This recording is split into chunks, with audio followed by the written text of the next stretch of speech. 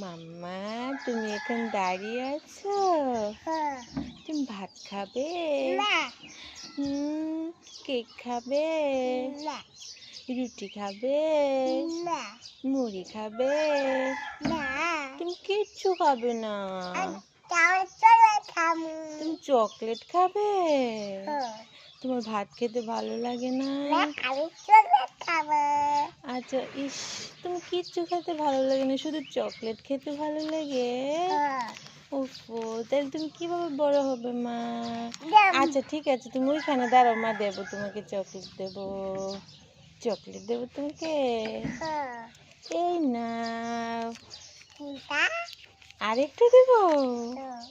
এই না, তুমি খুশি হয়েছো? আচ্ছা, থ্যাংক ইউ।